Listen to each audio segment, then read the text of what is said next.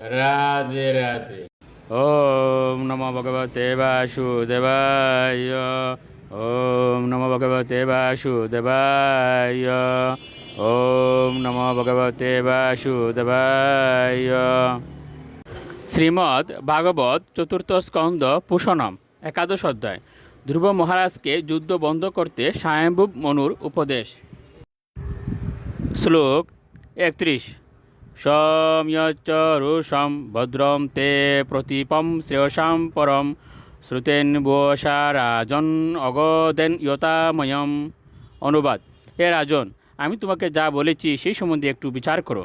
তা রোগের ঔষধের মতো কাজ করবে। তোমার ক্রোধ সংবরণ করো, কারণ পারমার্থিক উপলব্ধির পথে ক্রোধ হচ্ছে সবচাইতে বড় শত্রু। আমি তোমার সর্বাঙ্গীন মঙ্গল কামনা করি। তুমি আমার উপদেশ পালন করো। শ্লোক 32। येन उपसृष्टात् पुरुषात् लोक उदीजते वृषं न बोधस्तद्वशं गच्छेत् इच्छन् অবয়ম আত্মন। অনুবাদ: যে ব্যক্তি এই জড়জগৎ থেকে মুক্তি লাভের আকাঙ্ক্ষী, তার কখনোই ক্রোধের বশীভূত হওয়া উচিত নয়, কারণ ক্রোধাভিভূত ব্যক্তি অন্য সকলের উদ্বেগের কারণ হয়। শ্লোক 33। হেলনম গিরিশ ভ্রাতুর ধনদস্য তয়া কৃতম যজ্ঞনিবান পুণ্যজনান ভ্রাতৃনান ইতি অমর্ষিত।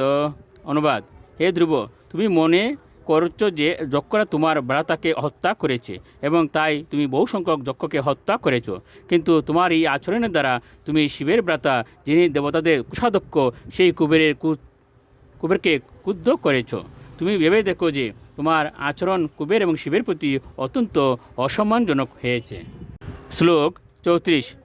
তম প্রসাদয় বৎসাসু সন্নতা প্রশ্রয় উক্তিবীয় ন যাবৎ মহতাম তেজ কুলম নু অবিভবিষ্যতি। অনুবাদ: হে বৎস, সেই কারণে কুবেরের ক্রোধে আমাদের বংশ অভিভূত হওয়ার পূর্বেই বিনম্র বচন, প্রণতি এবং স্তুতির দ্বারা তাকে প্রসন্ন করো। শ্লোক 35।